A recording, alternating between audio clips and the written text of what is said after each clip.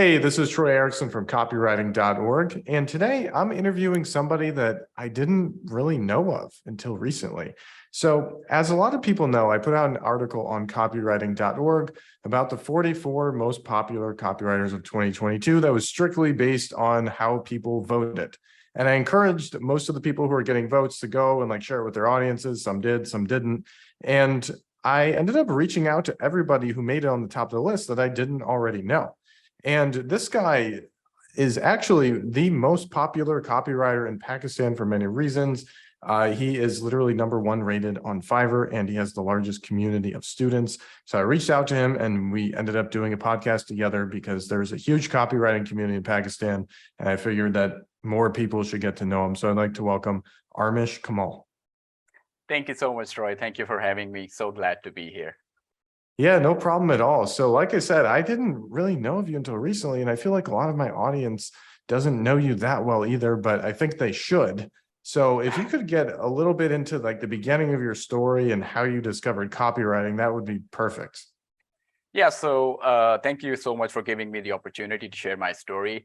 So I would like to go a little bit back, from the very early time, how it all happened. So I was basically born and raised in a middle-class family, and here in Pakistan, you're supposed to be, you're supposed to get good grades, and then you're supposed to get into good college, get a good degree, and then land a job, and then, go through that corporate slavery, just like everybody else. And that's precisely what I did, actually. I got really good grades. I got into the top engineering university here in Pakistan, and I actually became a mechanical engineer. And I even worked for 2.5 years as a mechanical engineer on a power plant. But as soon as the construction of that power plant ended, so did my job. And they fired a bunch of people because they were downsizing. And I was one of them. And I won't lie with you that the first 2-3 days when I just got fired, I was super depressed. It felt like my whole world collapsed, a brilliant student, getting A+ all his life, and all of a sudden he's jobless. So I really took that hard. And, during that time, I thought that I might not be able to land a good job anytime soon. So I was in that time is when I, started searching online. I was like, I'm applying for other jobs. I might as well, try some random words like make money online, how to make money online, stuff like that. While I'm at home, let's do something. And at that time, when I started like 4 or 5 years ago, it was considered like a scam, online money scam. It doesn't exist. It's not real. So I came to know about Fiverr. I created a bunch of gigs of technical writing, because I had a technical background and I didn't really know what I was doing, but I, started applying on, buy requests. So I was sending proposals, and in 23 days, I sent 47 proposals, and I think it was the 48th proposal that I got my first order.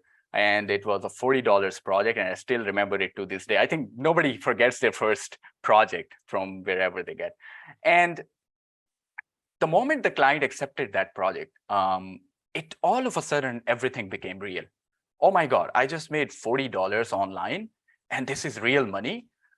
That kind of changed everything. And this is when I started doubling down on, this freelancing thing. And I was searching for skills that could pay well in freelancing. I was searching how to make more money as a freelancer.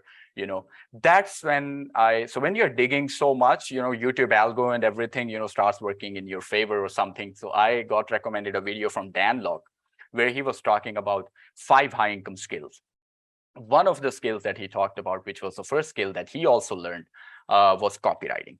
And I was like, copywriting? And like everybody else, I was like, this is copywriting with R, but surprisingly, this was with W, right? And so I instantly went on Google, did some quick Google search, and I came to know, wow, this is writing words that persuade people to take action, to buy stuff. And it instantly caught my attention, and I got fascinated with the idea that you could actually persuade people with your words and get them to take action and stuff like that. So in the very early days, right after that video, I went on Udemy, I think at that time, and I took like a very basic Udemy course just to try and understand what the thing is. And I won't lie, that course was delivered by someone who just knew PAS and AIDA, IDA and PS model. He wasn't like a big copywriter, but he gave me like the basics, okay, what that is. And, that's when I started digging a bit more into trying to find out, because there weren't any good YouTube channels at that time, right? Or the popular ones. Right now, there is a boom in copywriting. At that time, nobody was really talking about it. So during that time, I came across advertisements from Billie Jean. Now, surprisingly, my first copywriting mentor was actually Billie Jean, and he's more of a marketing guy, right? But he had a series that was Billy Fix My Ads, right? Billy Fix My Ads. And what he used to do in that series is that he used to go to the internet, Facebook, Instagram, and he used to look at the ads written by business owners, and they were like super crappy ads. And he used to pick them up randomly, and then he would try and fix them in a way that, look, the hook is bad, there is no story, there is no empathy, there is no emotions. And then he would, write a very, very, attention grabbing hook, and then he would write a lead, and then he would show you how this line needs to get you to read the next line and the next line. So it really grabbed my attention, and he would fix these ads. So I saw a bunch of these episodes on YouTube, and he was sneakily only uploading like 10 minutes, 5-minute snippets of it, and then he would cut at the best part, right? That's where he said, you need to get into my program, which was the Genius Advantage membership. And I actually bought that membership at that time. And as a jobless person, it was like $700 or something. Not a lot, but it was a lot for me at that time. Like, I'm jobless, residing in Pakistan, and dollar is expensive here. So I got into that, and we had a Facebook community, and we had live classes every week, and Billy would come live and he would teach us how to break down ads, how to run ads, how to, so the whole marketing thing. But the core was the messaging that he was talking about. And that is what fascinated me, because he was talking about how you can turn any crappy ad into $1 million generating ad, and then how you need to, and then he would talk about the entire funnel, right? How the landing page should be coherent with the ad and stuff like that. That training I took in 2 days. Just after I took that training, I had a client from content writing, where I was doing like article writing for him from Fiverr. I reached out to him and I told him, I can now do copy for you as well, right? I can run your email marketing campaigns, and he was also running Google ads. And because of Billy, I actually knew how to manage Google ads. So I pitched him my copy services. I will run email marketing for you, and I will manage your Google ads, and I'll write a bunch of Facebook ads copy for you. That call ended with me landing a $600 retainer, and I only had to write 2 emails, and I had to run them on MailChimp. And I had to manage his Google ads, which was like no work whatsoever. And I had to write like a bunch of ads for him. It was hardly 2 days of work or 3 days of work every month. And I was getting paid $600. And $600, Troy, at that time was more than my salary, 1.5 times more than I was getting paid as an engineer, right? Wow. Because this is dollars and it's expensive here, gets multiplied. Right. Yeah. And excuse me. And the moment I landed that job, I thought that if I could land 10 such clients, because I could actually handle 10 such clients, that's $6,000, right? So all of a sudden my mind started racing.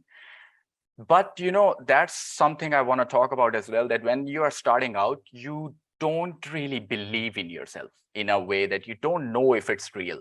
Because in Pakistan or in such countries, people who do freelancing are basically people who are jobless, right? Oh, you're jobless, that's why you are a freelancer. So it's not it wasn't considered a noble thing. So during that time, I actually got offered a job, and they were paying me $400, $500. It was less than my retainer, but if I actually started doing that job, I would have like a noble job, like I'm working as an engineer, right? That what I'm supposed to do. And I was so confused. I called my father and I asked him for his advice. And surprisingly, my father actually said, look, son, you just landed a $600 retainer client. I don't know what you do, but I believe in you. I think if you just keep on doing what you're doing, I think you can go places. And this external motivation that came from my father at that time, it changed everything. All of a sudden, I had someone backing me. So I denied that job offer and I doubled down on copy. I got hired by an agency in Europe. They were sending me Facebook ad projects, and I wrote a bunch of Facebook ads for them, made good money, and got a lot of practice. They were also sharing statistics results with me, and they were running ads around 100K per month or something, or 200K per month. So they were running at good amounts.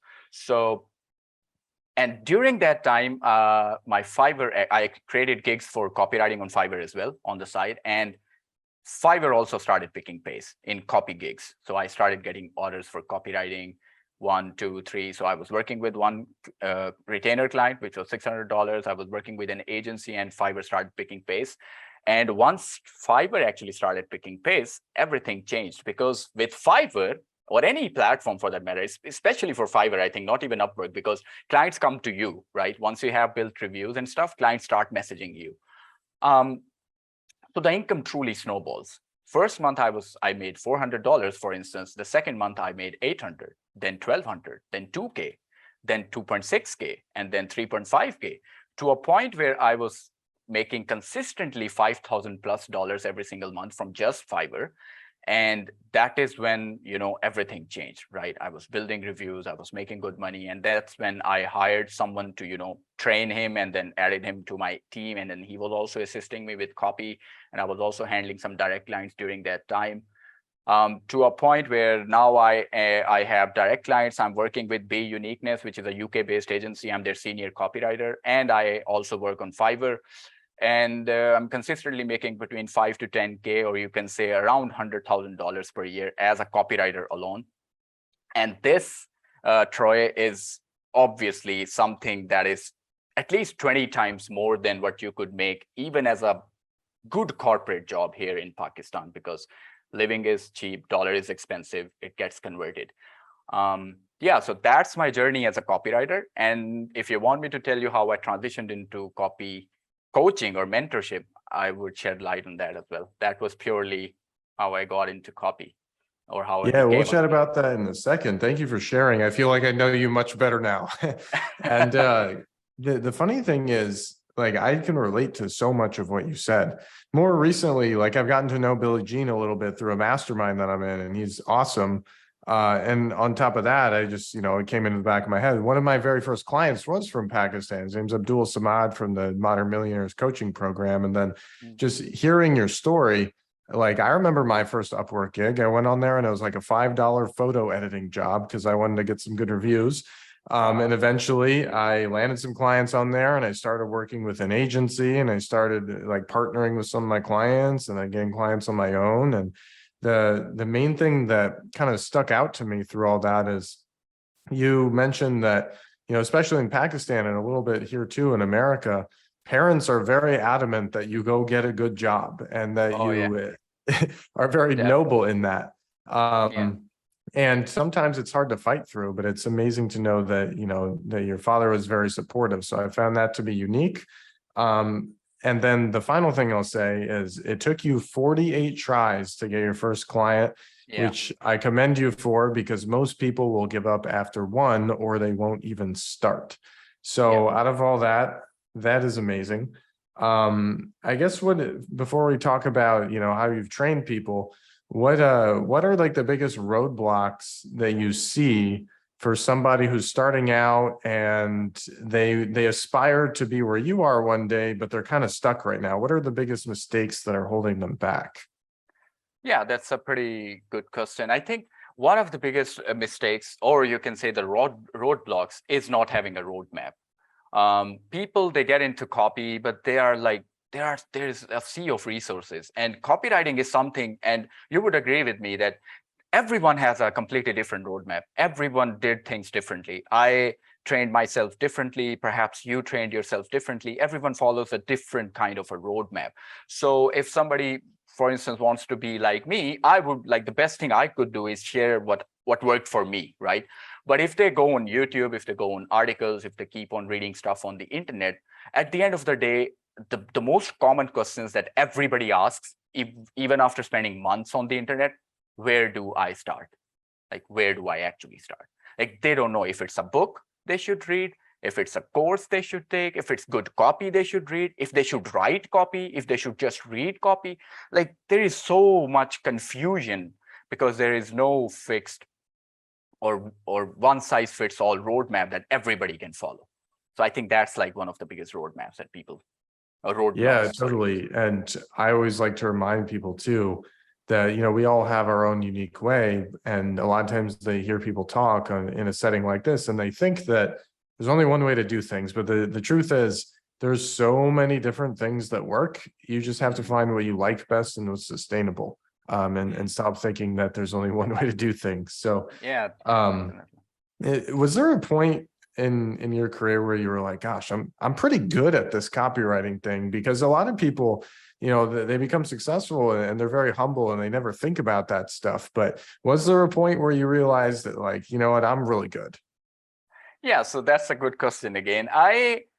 When clients are giving you great reviews, so on Fiverr, I was getting like paragraph long reviews. People were going, somebody called me Eugene Schwartz of Fiverr, somebody called me a magician, somebody called me a maestro. So, people, clients, when they get really, really happy, because I wasn't charging a lot on Fiverr, but obviously I was trained by world-class people. I took a bunch of different trainings, RMBC, AWAI, seven-figure, Agora, seven-figure, copy, Frank Kern, David Dutch, Alex Caroni. So I learned from all these people, and I'm like, the copy friends that know me, they know me. I'm a copy nerd. I'm listening to podcasts, I'm taking courses, whatever I can find, because now I can afford it.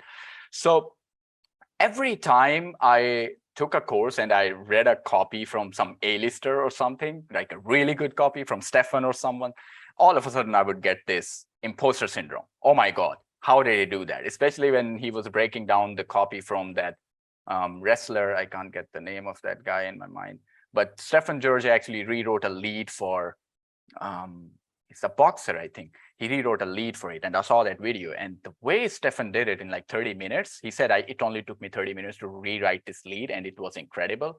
It gave me like an imposter syndrome all of a sudden.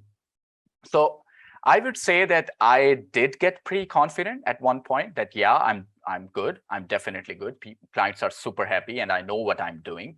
And I've learned a lot. But at the same time, I was always aiming, and I'm still, even to this day, I'm trying and aiming to get better and better and better every single day, because I know there are people out there who are writing much better copy than me, and I can definitely learn and, get on a higher level.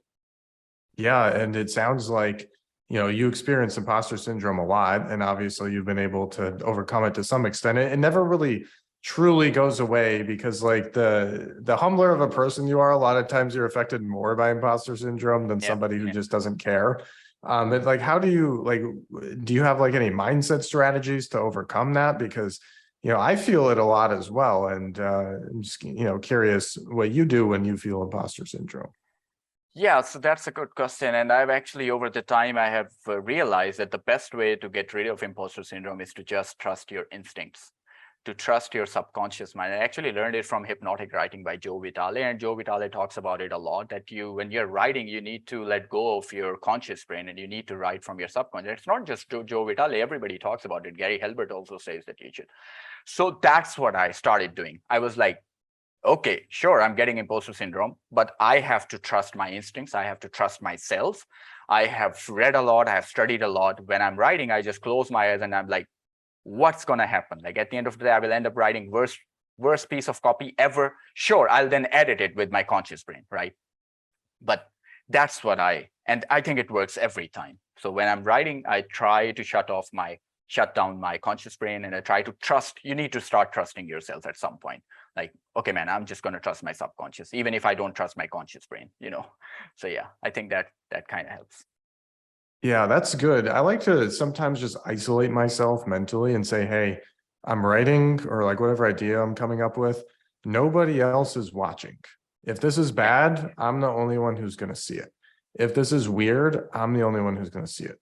And then eventually, before I put it out, then I'll kind of look at it through a different lens. But yeah, it's good to know. Yeah, and I want to add something to it, actually. No copy is ever perfect, right? No copy is ever going to be perfect. Copy is something you need to test. That's also something that I realized, after a lot of practice that copy is something you need to put out in the world and see if it works. So nobody's going to write perfect copy. Not even the top copywriter in the world can write a sales letter and say that it's gonna produce $1 million 100%. Nobody can sign it. So you still need to see how audience responds to it and stuff like that. So I think there is that element as well, that no copy is perfect. So don't aim for perfection. And I think perfection is something that actually gives you imposter syndrome when you're trying to be really, really perfect. So be good enough and then just let it go. It's the 80-20 thing as well. Yeah, totally. What is your favorite tactical tip that you would give to a copywriter, just in general? Tactical in terms of learning, or? Yeah, just like skill set and, things that you would point out to help people improve their writing. Yeah, I would say that you start reading copy, because I honestly believe that copywriting has a language of its own. Copy is a completely different language, whether you're writing it in German, English, Urdu, Hindi, Punjabi, I don't know, whatever language you're writing copy in, it has its own unique language, a set of words that you need to, and a structure, obviously. So I think you can only really get good at copy if you start reading good copy from great copywriters in that particular language. So most of the times we're writing in English, so we should start reading good copy from A-list copywriters, go to their newsletter, sign up, and then they send you emails. They also send you their sales pages because they're trying to pitch you many times different offers. So you get to see their sales funnels. I think just like a newborn baby, he doesn't talk for 1 to 2 years. He just listens. And then when he starts talking, he's talking naturally, like, the same language. So same thing with copy. So for the first few weeks, I would say really, really focus on reading good copy. And that's after learning the basics, of course. You need to first understand what the basics of copy are. So then when you're reading, you can actually see what's going on here. Okay, this is the hook, this is the lead, this is the mechanism and stuff like that. So read good copy, and then right after that, start writing good copy, at least 1 to 2 emails per day, ads copy. I don't care, but you just start writing, because writing is what will eventually get you good at it. But many people start writing right off the bat. And I think that's also wrong. You first need to learn or absorb the language of copywriting. So yeah. I like that. Yeah. The analogy there with the baby, that's really good, because it's so true. It's like a baby doesn't know anything. They can hardly even think, and they just listen, and eventually they learn how to talk.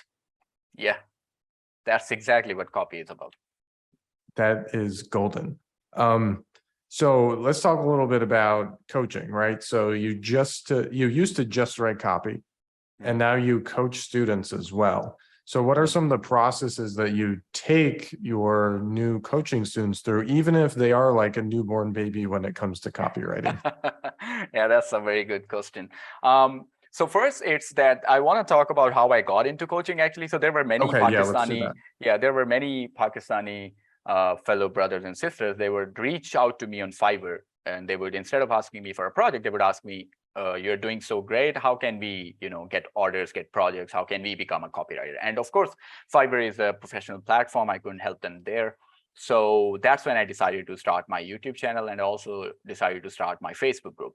And then on my YouTube channel, I would start uploading these videos where I'm talking about copywriting very transparently, not keeping anything, just really trying to give people idea.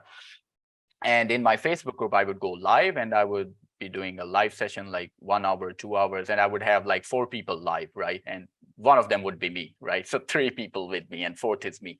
And I would just be talking for 1.5 hours, telling them what copy is, how you can land your clients, whatever I knew, right? That's how I slowly, gradually built up my audience. And another thing that really gave me confidence is that there is another guy who I hired as my team member and who I trained, and he was also non-native from Pakistan, just like me. And when he started writing good enough copy, that's when I realized, okay, that guy actually got trained, because I thought my journey was unique. Only I would be able to do copywriting. It's not for non-natives. But when one of my other fellow Pakistani brother actually started writing good copy after seeing my samples, we had some calls. I used to tell him how to do it, go to Amazon, check reviews, find out objections, blah, blah, blah. And he followed it. And then, he was writing good copy. Clients would accept it. So that also gave me an idea that, yeah, this is teachable. This is learnable. And I started pitching that idea to people that this is 100% learnable skill, and you can even do it from Pakistan, because English is something we learn ever since we get into school. English is one of the languages, even first language that we learn in school, to be honest. Our own language gets backsided. So I was building audience slowly, gradually, to a point where many of my followers would actually message me and they would tell me that, please come out with a complete course or something that we can sit in with you for 2 months or something. We like, shut up and take my money. It was like that. Whenever you're launching, I'm in, right? Because I had this very intense kind of followers who really, were my raving fans at that point. So that's when I came out with my copywriting program, which is known as the AKC program. And it's a 2 months long copywriting program, which goes over all the basics all the way up to the masters of copywriting, and then it talks about client hunting in detail. It has modules on Fiverr, Upwork, direct client hunting techniques, stuff like that. And it also has a portfolio module where I give multiple different exercises that people can, sales page, landing page, ads copy, email copy. So they have a copy piece ready for every type of copy. And then me and my team, I have a team as well now of senior copywriters who I have personally trained. They and me, we together provide them critique, and we hard critique their copy, and we get them to a point where their portfolio is good enough to present to the clients. Yeah. So that's like the whole process. Yeah. Yeah. Thanks for explaining that. I think that's awesome. I guess before we wrap up here, what would you say to somebody who is from Pakistan or a similar country, and they look at copywriters and they're like, gosh, it looks cool. A lot of people are making money with it, but I'm new. I don't live in a premier country like the United States. What is the number one thing that I should do today to try to get where you are? Yeah, that's a good one. I think first you need to let go of your identity. You need to focus on really learning. I think knowledge is something that is power, and knowledge is something that is money. So if you can really get into the habit of learning, you won't even realize, and you will get ahead of people in a very short time. And once you have the skill set, I haven't come across clients who said that because you're from Pakistan, we're not going to hire you. I think it always boils down to my writing at the end of the day. When I was in my early days, sometimes I wasn't native enough. So they would say, your writing is not native enough. It won't go with us. Especially one of the Australian clients told me that. So they were like really picky about that. But over the time, because I was writing to a point, now I'm writing and it's almost native, right? So you just have to get good at it. And now, any client, my direct clients, UK-based agency, whatever I work with or I pitched, nobody has ever told me that you are a non-native, we don't want to work with you. They look at your writing, they look at your copy skills, they look at your portfolio, your credibility, and they just work with you. So I think they should let go of this identity that they are from a particular country. This is something you cannot control, and what you cannot control, you just gotta let go, and you gotta double down on something else, which is learning the skill, and that will take you places. So I think, yeah, just focus on learning and you will eventually get there. That's awesome. I love that advice too, because when I was in college and playing baseball, we had a Navy SEAL come train us at one point, a former SEAL. And he was very strict about, I don't want to hear anybody complaining about the things that you can't control. I only want you to focus on the things you can control. So I haven't even really thought about that time in my life for a long time.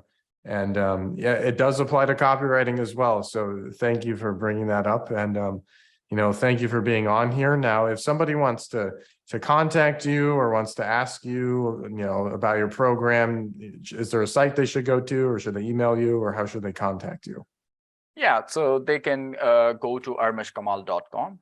So they can see the name on the screen, hopefully, as well. So they just have to go to armashkamal.com and they can see my funnel and my programs and stuff like that. Or they could start following me on YouTube with the same name, or on Facebook with the same name. So I'm the same brand everywhere, which is Armash Kamal. And yeah, and we launch every 3 to 4 months the program, so they can apply for the next one. There is a pre-enrollment thingy where they can pre-enroll in my program for the next batch. It's always a live training. Or they could go with my workshop. I also offer a workshop, which is like a basic thing. So if you want to really understand or master the basics of copywriting and get into email copy, quickly, I offer that as well. So yeah, and I would also like to add that I think when it comes to success, many people think that success is something that you personally achieve. I believe that success is something when your entire community grows with you, when everybody else is also succeeding. So at this point, the true happiness that I get is when one of my students messages me and tell me I just landed a retainer. So one of my students actually landed a 2100 retainer client for email copy last week, and he's also from Pakistan. So when he came back from Australia, so he had done his master's from Australia, he came back here and he was working for $500 per month.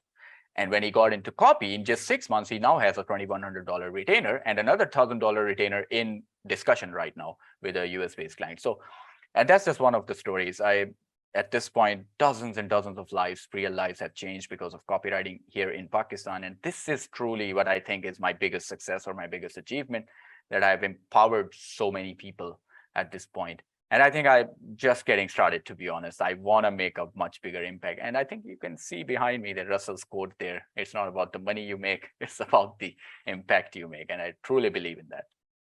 Yeah, I recently had a podcast with Kim Krause-Schwalm, and we were talking about the quote that some people are so broke that all they have is money. And that sat with me, and I thought that was very cool. And personally, I want to thank you as well, because you're inspiring an entire country. And it's just very cool to watch. So I know a lot of people would say thank you as well if they were live with us on the call. So on behalf of them, thank you, and keep up the great work. And thanks for coming on.